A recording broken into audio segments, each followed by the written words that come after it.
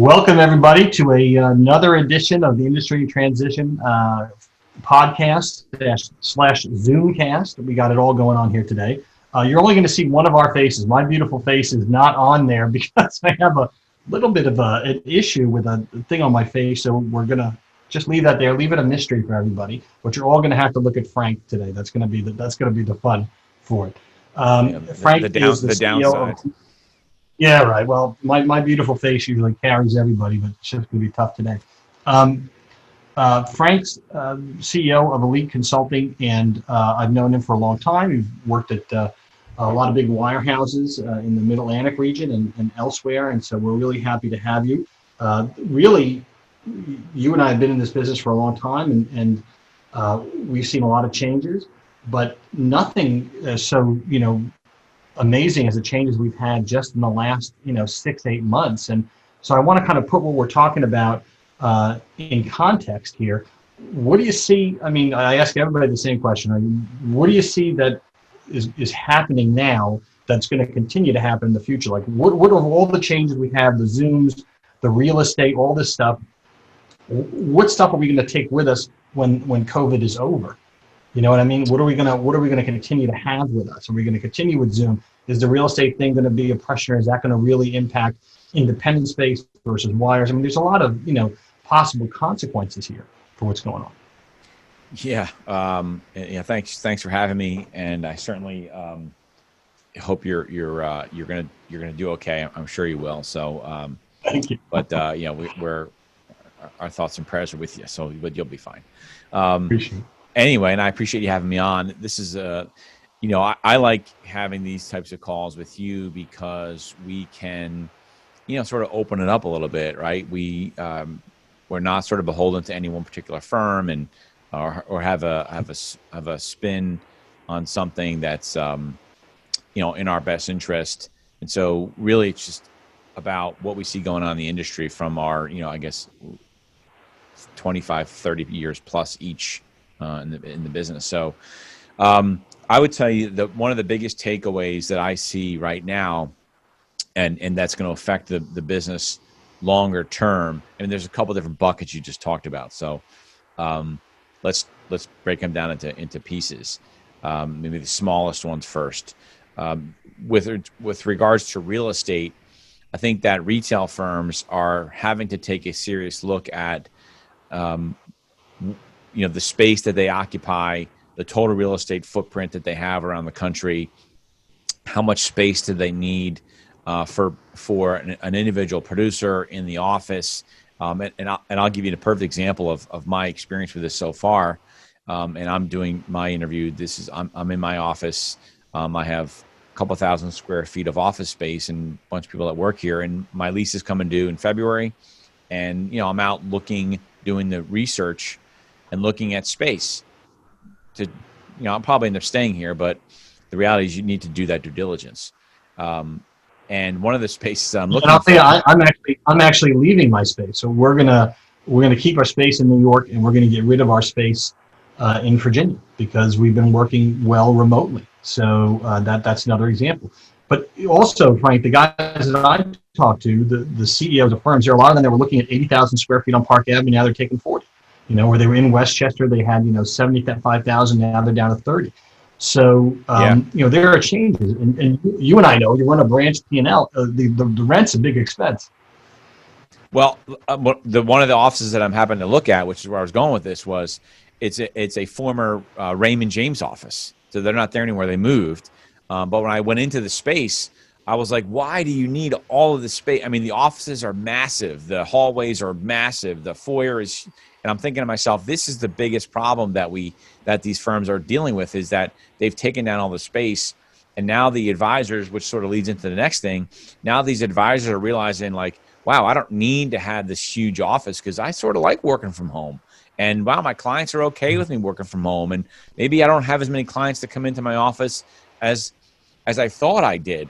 And so maybe the big office thing was, and this will be maybe a little bit tough for some guys to hear, but it is what it is. Maybe the big office was an ego thing, right? They needed a big office for their ego. Well, now you're saying you're hitting on something that's an issue on the independent side too, Frank, because it's what's these ego barns. When people first, you remember when, 10 years ago, 8 years ago, this was all starting. And when I started my firms too, was you felt like you needed to have a big office just to show you weren't a fly by night organization. You know what I mean?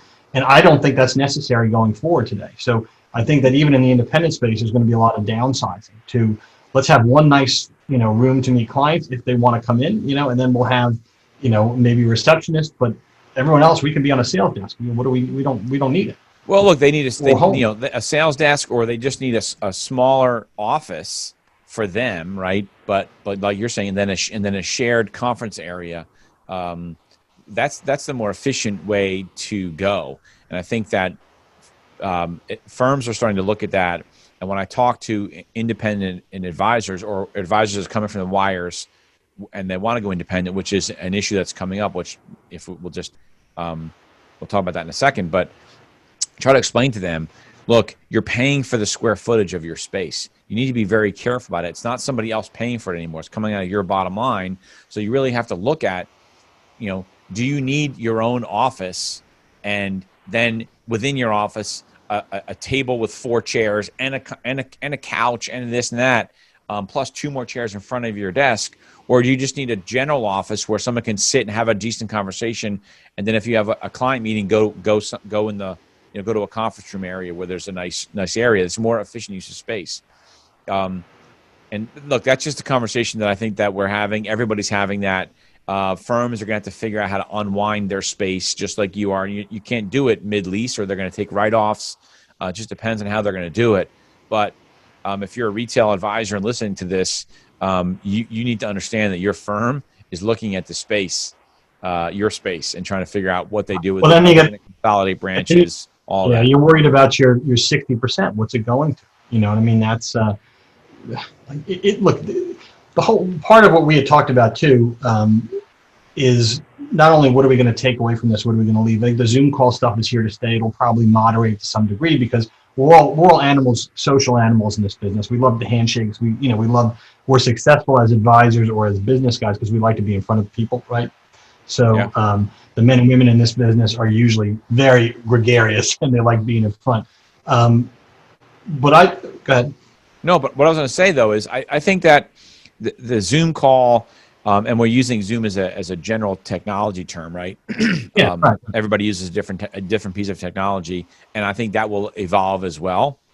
But I think that if you're an advisor, you need to figure out how to incorporate this technology into increasing your service level, because a lot of clients, maybe they didn't want to come see you all the time, but just to hop on a 10-minute Zoom call with a client, just to say hello, they're sitting in their kitchen, you're in your house, you're in your kitchen. I think that really bridges a bond and creates a stronger bond between the advisor and their clients. And if you're an advisor and you think, oh, I'm either too old, or I don't know technology, or my clients are too old and they're not going to use technology, you couldn't be more wrong. Clearly you must have read the article I wrote about how a 3-year-old is going to change our business, which is, these 70 and 80-year-old grandparents, they're agnostic in terms of technology. They use kind of what works for them. They're not taking Instagram pictures of their food and sending it out, right?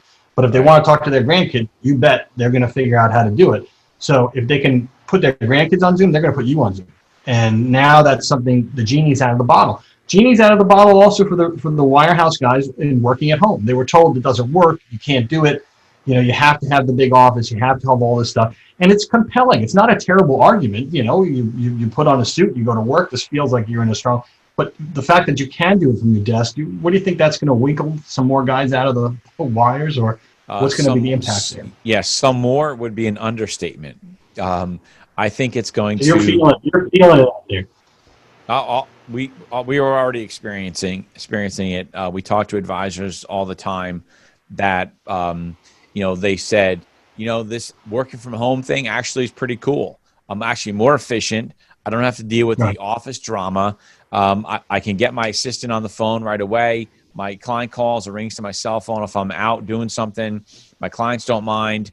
And really, it's got me really thinking about this whole independent thing, as they put it to us. And really, what do I need the branch manager for? He or she doesn't really do a ton for me anyway. And if I have a regional person, So it's opening the eyes of a lot of producers that are really looking at that. Not everybody, right? So I did a podcast about, you do you. Even with that said, not everybody's cut out to go and run their own No, office. the wires have a place for sure. It's great. It's great for the right person. Right. But I think the biggest thing with that change, and of all the stuff that's coming out of the pandemic and technology and all that stuff, I think that was already an evolving process. The number one thing that I feel like is going to be an industry change is the move from retail to independence is going to pick up exponentially because of this reason, because advisors woke up and realized, wow, my business didn't implode because I'm working from home, right? Like my managers told me for years, like you can't survive with if you're independent, it doesn't work. And so I think that's going to be a huge thing. And the biggest, I think if you're a manager or you're a senior leadership person in a W-2 environment where you don't have another solution, another independent solution, Right. I think they need to come up with a solution quickly. And one of the things that you and I talked about is if they're not doing that because they're unaware, right? That's one issue. Or if they're aware and don't care, that's a separate issue. And it'd be an interesting argument to figure out which one is worse. But Right. but for them to put their head in the sand and say, "Oh, this is a fad," or "This is something to it's not for us." Well, Our advisors don't want that. They are so wrong. Well, it's been a long time that I've written on this topic too. They seem to be squandering every advantage because the wirehouse has huge advantages. They have advantages in capital, wonderful services, unbelievable products, very good people working at different levels. But they seem to insist on ignoring. When this whole thing started 10 years ago, when I started my first firms, they ignored us. It was just a bunch of gadflies. We're not going to acknowledge that you took a $2 million person here, but I took a $2 million person, somebody else took a $10 million, and then before you know it, it adds up to a lot when you look at it all. But they just refuse to look at it. And part of it was, I think it's a fear. I'm sorry. Go ahead. I don't mean to interrupt. Go yeah, ahead. no. I was just going to say they refuse to embrace the ethos, like you said. You look at some other firms, the B. Rileys, the Wedbushes, they're developing independent channels. These people, they're all looking to sort of get out there and be in front of it and do what Raymond James has done and some of the others because they know they want to have this flexibility, but the wires are not, and they're not even embracing these different pieces. The ethos is really what's moving people, right? Well, you want to say culture, you can call it whatever you want, but the wirehouses just have to make a few steps towards the middle here. To save a lot more people that are going to leave right now. It's just a little bit, but they won't. I think that they're afraid, right? I think that they are. Well, there's a little bit of they're a little bit insecure, right, about what they have and what they're providing their advisors on a regular basis. And so if you take the insecurity with them either not understanding the independent space or opening up that opportunity for their W-2 advisors, I think they're afraid that they're going to have this rush for all their retail guys to go independent, which I don't think will happen. And you said Raymond James as an example. So Raymond James has a retail W-2 channel, and then they have, I'm really making it simplified, but they have a W-2 channel and they have an independent channel, right? And even in this environment, it's not like you see a ton of guys going from their retail channel to their independent channel, right? You don't see it. And I think that's what firms like Morgan Stanley or Wells Fargo, or not Wells Fargo, but even Wells Fargo has that example, and they don't have guys running to the door to go to the finance channel, but Merrill Lynch's of the world. Any firm that's a W-2 without an independent arm, I think they're just afraid of what it's going to do to their economics, and what they don't realize is actually over time will probably improve their economics because they'll retain more advisors, maybe even attract some advisors. And you can do things with your real estate. There's a lot of ways to make money in that scenario. If you just broaden your mind, and having run a couple of these smaller firms, you can see it because a firm P&L is different than your branch P&L, and there's a lot of ways to make money. Why they don't go down that road, I don't know. I think it's a fear. I think it's a fear and insecurity.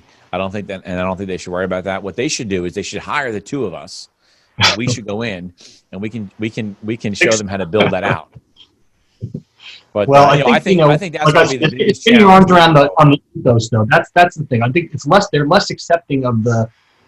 Like I said, I don't think you have to come a long way. You just got to come some of the way, and then for some reason they won't do that. A few simple steps would hold in. Let's say 60% of the guys are thinking. If you come halfway, well, now only 30% of the guys are thinking. So, Look, I think there's an arrogance thing in there too, right? Like we don't want to give in. I don't. Maybe they think like they're giving in. Like, oh, we're giving in. We're losing the fight. No, you're not losing the fight. You're evolving with the industry. That's where the industry is going. And at what point are you going to wake up and understand that's where the industry is going and stop losing $2 and $3 and $4 million producers to independents? Where if you had an offering for them, even if the economics didn't match up with them going independent, but they were better than what they have now, it's better than losing them.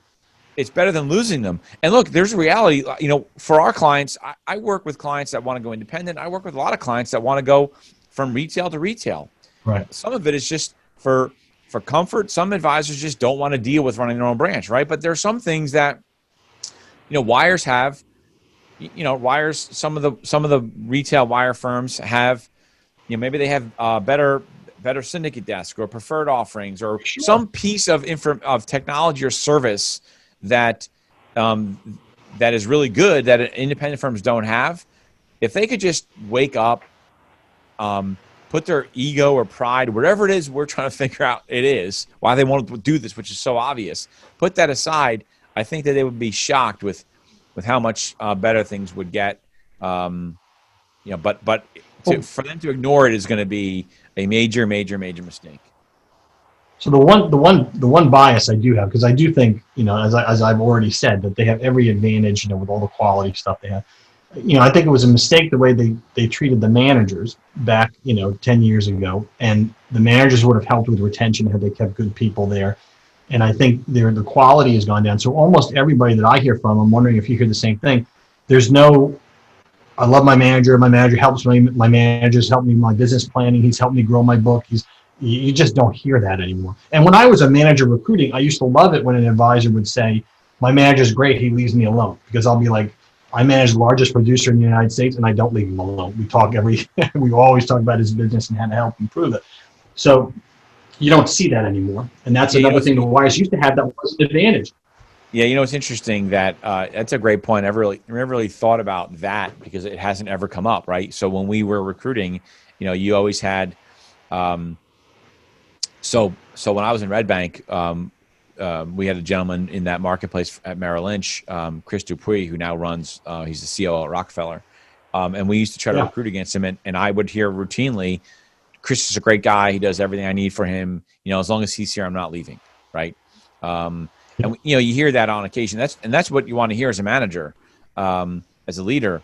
Nowadays, it's not even a factor. I can't remember the last time someone actually said that to us about their manager. It doesn't even come up anymore. Right. And that's to your point. I think these firms have stripped away the ability for branch managers to have a positive effect on their advisors. And so it's diminishing their value.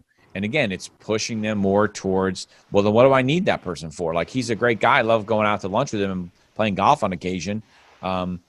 But that's why I'm actually dressed down today. I'm gonna go play some golf this afternoon. But I think that's a shame because you and I both know a lot of great managers, a lot of friends of ours that are managers, and what they can do today is really not really what they were able to do before. And again, it's another one of those things that just not holding the advisors to the firm anymore and giving them no reason to stay. It's I always call it the prisoner exchange. You got a bunch of people who are signed up on deals and they go from one place to another once the deals, come up, and it's not the way it's a mercenary army. It's not the way to run a business. I don't know, that genie's out of the bottle. I don't know how you get that back. Well, the way I think they get it back, and this is me being really paranoid, and I'm not just picking on wires, all firms in this position, do they go to a European model, which is the horror of every, advisor who's sat around building a book? All these sunset agreements seem to sort of put everybody in basically a European system at the end of the day. And you wonder if that's not the end game, and that's what these big banks may be holding out for, because when a European firm comes and looks at an American firm, like, what the hell are you paying these people for? These men and women make too much money. Yeah, I think that affects. Look, I know that's talked about with a lot of firms, maybe Merrill and UBS, right? Though, I just don't know. Like, I don't know whether it's going to go to that model or not. I can tell you that it's going to get bloody for the first firm that does that. They're going to get crushed with advisors leaving the firm. Yeah, but you've seen some of these heavy-handed things where they, come out and change their. Here's your new agreement. You sign this, and it's got a garden leave. It's got this in it. It's got that in it, or else you got to leave. But you can't leave because you can't leave your book in 2 seconds. I mean, they do heavy-handed stuff, and I think these sunset agreements, when they bring these smaller producers in to run a larger producer's book, they pay them less. That producer didn't bring the clients in. I'm not necessarily feeling that a junior guy who didn't bring these clients has tons of rights to that book, for instance. But those people, they're not getting paid, what they were before. And what's the incentive of the firm to pay them, what they were paying the senior guy, the senior person? Nothing. There's no incentive. And then you end up with basically a bunch of people making $300,000 running a $7 billion book.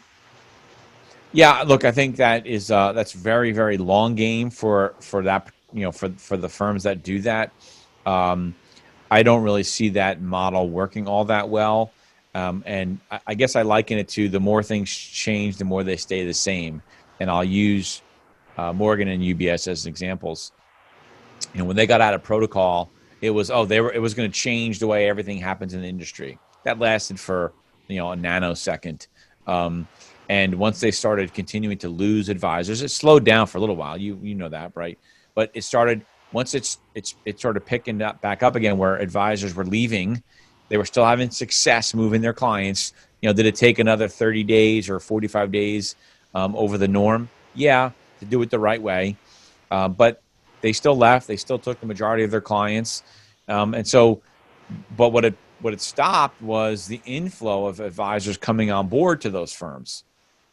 And so, sure enough, quietly, both of those firms are recruiting. You've seen some big. You've posted them on your site. Some, sure, yeah. UBS hiring some big Goldman teams and different things like that. And so they are quietly, and maybe not quietly anymore, sort of back in the game. Yeah, they're still not in protocol, but I think that protocol is sort of a non-event at this point. And no, Frank, we lived without protocol for 50 years. So Right. There's a system there.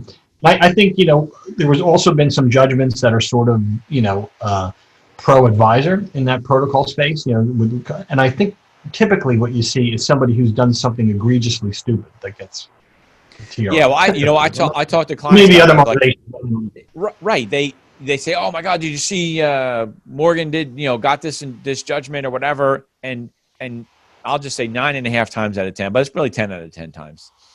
The advisor did something stupid. Right. Yeah. Or kind of deserves it because they did something stupid. Well, no, my opinion is the advisor deserved it. He did something stupid. Like, look, it's an easy process. Just follow the rules, right? Every attorney, every advisor we move, and every advisor that moves out of a protocol firm should talk to an attorney, right? And you make sure that happens. We make sure it happens all the time. But most of the firms that they go to will also have an attorney that gives them some advice. And inevitably, the advisor thinks, I can get around this one, or I don't have to do that, and they get caught. And that's where these issues come up. But if you take advisors that leave firms, UBS and Morgan Stanley, because they're non-protocol, and they follow the rules, they do it the right way, and there's plenty of ways to leave a firm like that and still be able to, I'll say not solicit your clients, but for you to be successful in your transition. Let's put it that way.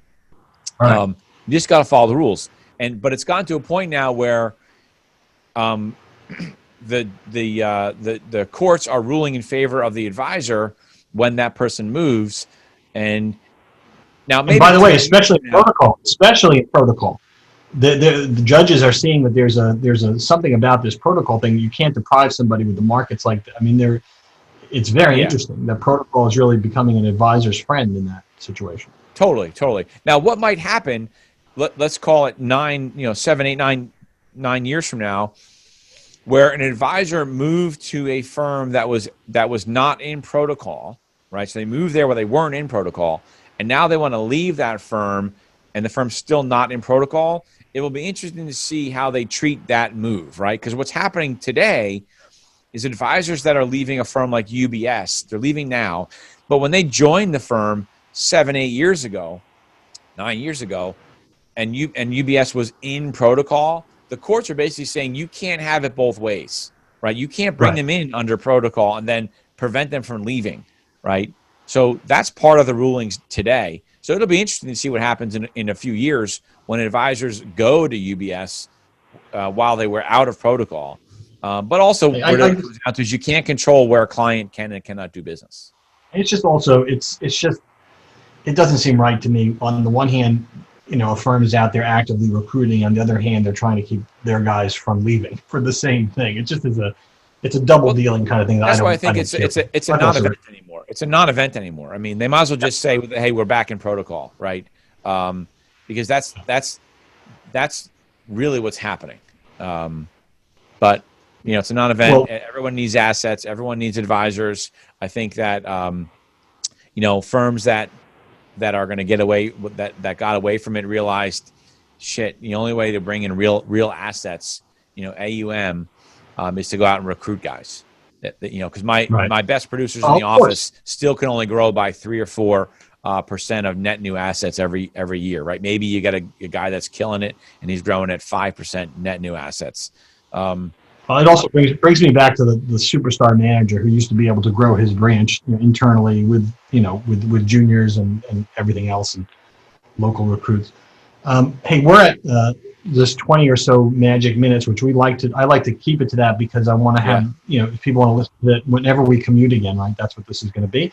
But is there anything I didn't ask you want to talk about? We'll obviously have plenty to talk about if we do this again, but is there anything you wanted to mention today that I didn't cover? No, I think that just that the biggest thing that people should be aware of is where the industry is going and the fact that, the industry is going to more transparency, more independence.